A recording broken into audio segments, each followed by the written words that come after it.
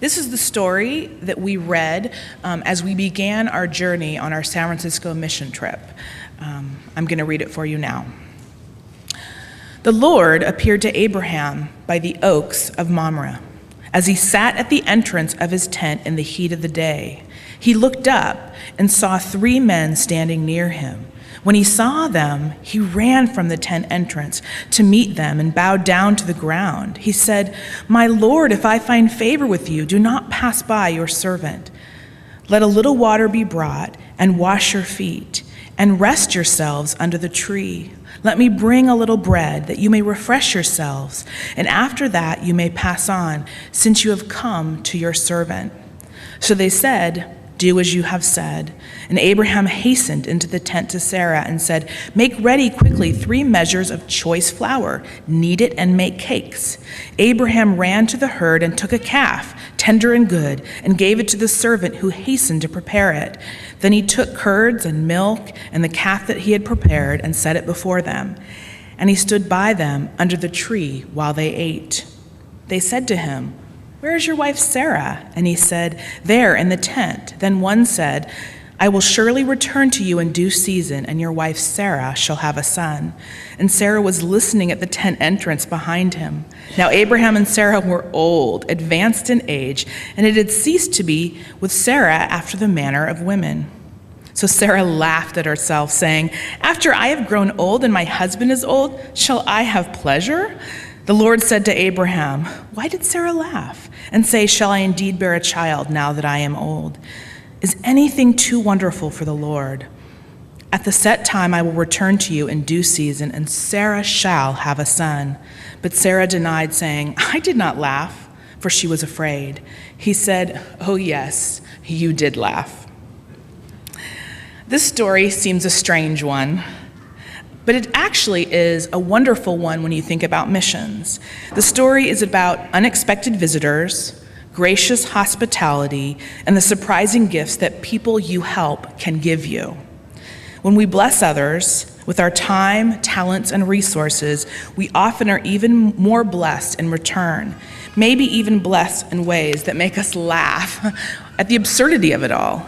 Really? You're blessing me? But I'm hosting you. We unfortunately are taught in our consumer-driven and competitive society that only those with power, position, or money are valuable. But when you see people beyond those categories, as we did this summer, you often get a glimpse at something that challenges you, that blesses you, that makes life much more enjoyable, even for a laugh. This summer, 3 of our brave youth went with 3 of the brave youth from First Congregational Church of Long Beach on our first ever youth-only mission trip. We went to San Francisco, and yes, we did see fun things: Pier 39, Alcatraz, the Golden Gate Bridge, Ghirardelli Square, and we rode the cable cars. Now that they're safe, I can say they didn't so much ride the cable cars, but hang off them. You saw the pictures, parents, they were fine. But what we also did in San Francisco was work with the St. Anthony Foundation for a long 4-hour shift. And in that time, we served several thousand meals to the homeless. And then during the middle of it, we each got a break and we took off our uniforms, which separated us from them, and sat with those same people and ate the same meal that they ate. I met a woman who I asked her name, and she wouldn't give it to me. She said, "Names give power." The last person she'd given her name to at a shelter had yelled at her from across the room, which made her forced to leave. I'd never thought that that would be scary. I'd never thought that giving someone my name would be scary, but for her it is. She lives a very different life than I do. Then on Sunday, we visited one of the oldest progressive churches in San Francisco. It's called Glide Memorial Church. The celebration was wonderful and lively because they serve 1 million meals a year. So their Sunday celebration is raucous. And then we went to the San Francisco Food Bank, where I was, without a doubt, one of the worst at using that sealing machine to seal the oatmeal packets we were making for several thousand people to eat. We toured the campus of Berkeley and went to the First Congregational Church there and had a wonderful conversation with their youth minister about all the wonderful things they do to help the homeless there. Then we worked at Glide. We put together meals for their lunch program. There we worked behind the scenes. And I can honestly say I don't think any of us want to chop carrots ever again. What about you think, Charlie? No, not going to chop. We chopped a lot of carrots.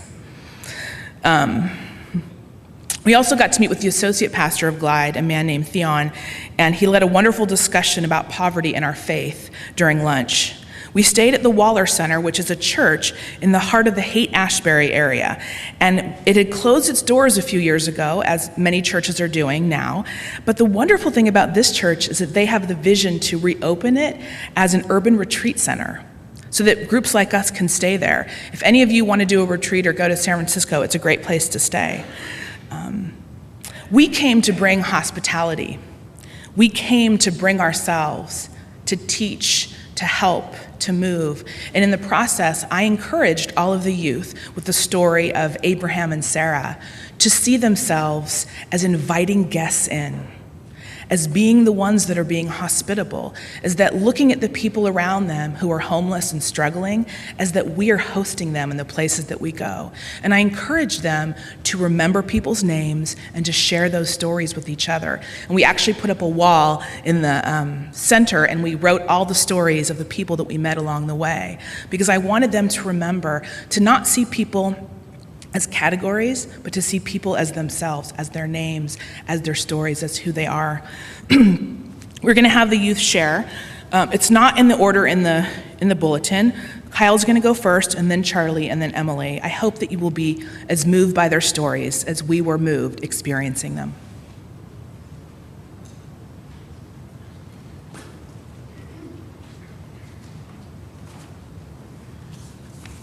Good morning. So I'm Kyle, and I'll be telling you a little about what I learned from our trip to San Francisco. So throughout my life, I've always been very sheltered. I always thought shelter and food came naturally and didn't really have to be worked for. And when I heard about the trip to San Francisco, I didn't really think about it for serving others. I kind of just wanted to go to San Francisco. But that was because when I went before, I only went to the good part, which was the touristy part. And I didn't know that we were going to help out, or I knew that we were going to help out, but I kind of wanted to get the experience of what it would be like to help out with the homeless. So on the second day of the trip, we visited St. Anthony's Foundation, as Aaron talked about. It's a foundation where it's like a food bank, and they serve food to the homeless. And I didn't know what to expect because I didn't do anything like this before, serving a food or a soup kitchen. As I began, I first was assigned to bring the trays out with the water and the food to them. And every time I brought one of the food trays out to them, they looked at me like I was God, because they never had food, and they were so grateful that I was doing this for them. They thanked me, and I thanked them, and I felt so great inside because I made their day, and I did something good for the world.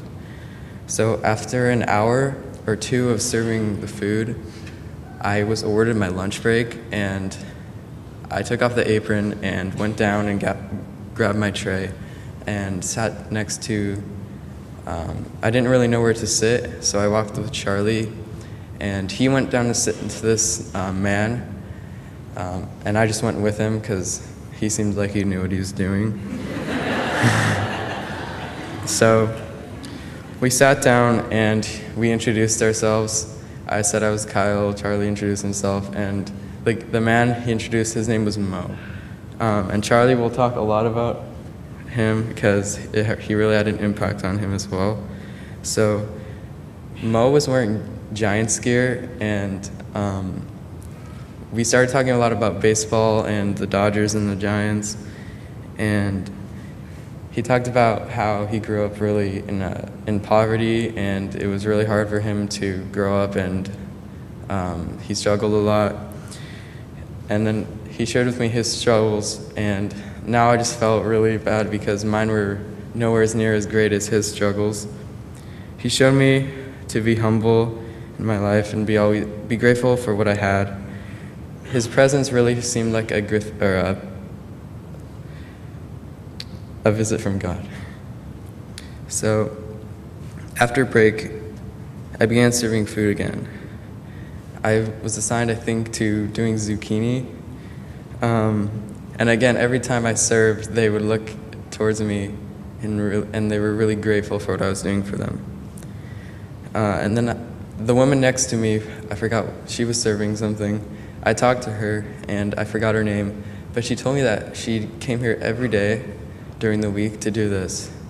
And I instantly respected her because I couldn't believe how someone could devote their life just to helping all these people in need. I wish I remembered more of our conversation, but Mo's conversation was much more important than mine with hers. The end of our shift began to approach, so we took lots of pictures to remember this awesome place called St. Anthony's.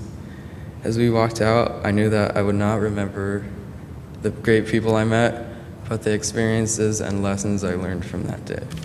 Thanks.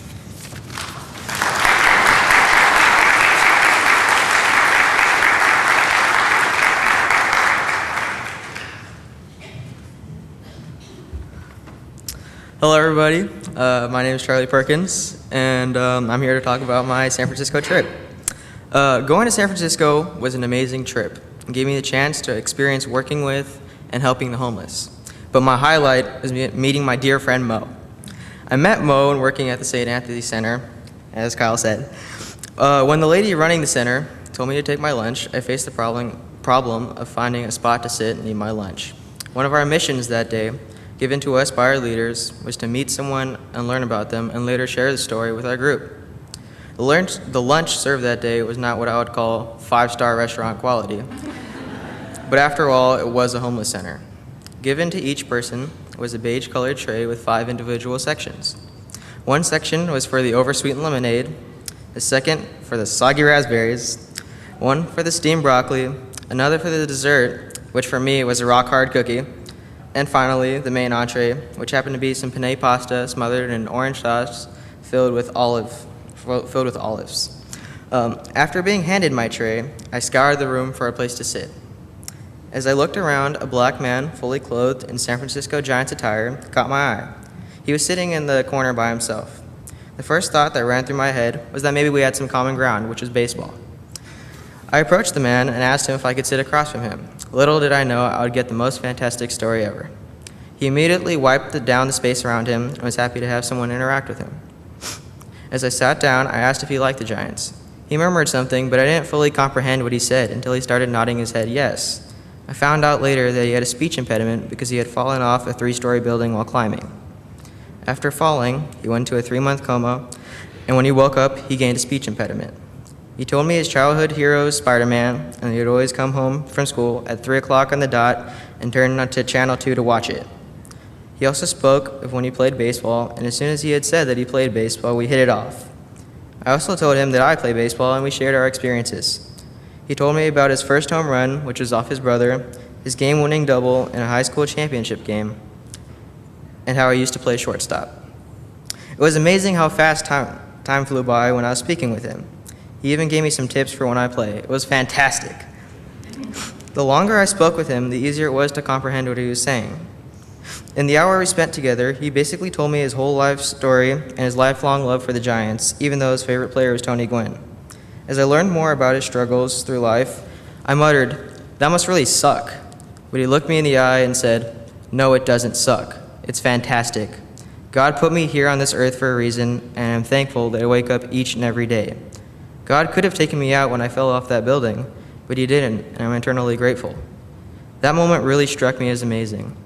A man who has lost his mother, can no longer play the sport he loves, and lives on the street is thankful for being alive.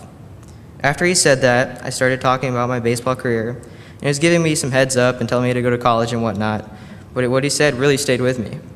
I spent much more than the allotted time I was supposed to have on my lunch break, so the lady running the center eventually had to tell me to get back to work. The whole time I only touched my steamed broccoli, but I only ended up taking 1 bite. As I was packing up my stuff, I stuck out my hand and gave him a handshake, told him my name, and he told me his name was Mo. I will never forget Mo. The thing I really liked about Mo was even though he was surrounded by hardship and darkness, he still had a bright light within him. He really did teach me a little more about God. Before the trip, I used to alienate the homeless, but I gained new insight about them after talking with Mo. I share this message with you and hope that you can look at the homeless and impoverished in a new way as I do now. I'd like to say thank you to Reverend Wyma and my parents for letting me go on this trip. Thank you.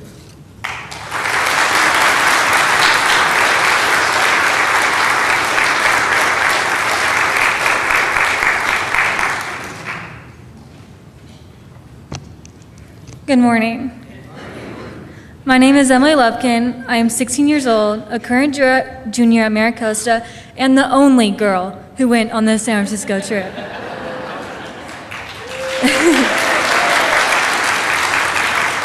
To be completely honest, one of the main reasons I agreed to go on this mission trip was so that I looked good on college applications. Yeah, I know that sounds bad, but I'm so thankful I went. I got to experience the most amazing things and meet the most amazing people. I got a whole new perspective on how lucky I was to be able to live in the South Bay. And I constantly asked myself, what if that was me living on the street? What if that was me living in a cardboard box?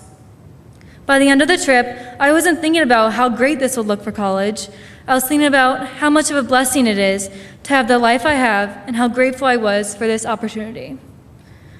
Probably one of my favorite places that we went was Glide Church. It has an incredible history, and I encourage you all to look it up. It lies right on the edge of Union Square and the Tenderloin. Everyone is welcome, no matter who you are, who you love, what circumstances you come from. Its mission is to create a radically inclusive, just, and loving community mobilized to alleviate suffering and break the cycles of poverty and marginalization. On the Saturday we went there, we worked in their soup kitchen, and on Sunday we went to their church service. I've never experienced anything like that before. It is the most diverse church congregation I have ever seen. Despite the fact that everyone is so different, I felt nothing but kindness and hospitality in the church. They were also generous, caring, and accepting of each other. Many of them came up to us and sincerely thanked us for coming to their service. The main founder and minister, Cecil, preached about God's love that moved everyone. When the choir sang, the congregation stood up and sang and danced with them. Behind the choir, pictures and inspirational messages about acceptance were being played on a slideshow. My favorite quote that was shown was, "Stop using Jesus as an excuse for being a narrow-minded bigot." This sanctuary was so full of energy and love, and it felt absolutely magical in there. The most eye-opening part of our morning at Glide was that while in front of us was sitting a homeless man, right behind us was one of the top 20 most richest women in America. How cool is that? They don't just preach that everyone is welcome, they actually practice it. It was an amazing morning, and next time I visit San Francisco, I hope to drag my family to one of their services so they can experience it for themselves. I want to thank Reverend Aaron and Reverend John Forrest and Sam from First Congregational Church of Long Beach for taking us on this amazing trip, helping me become a better person. I hope we can do this again next year, and this time I hope there are more girls that come. Thank you.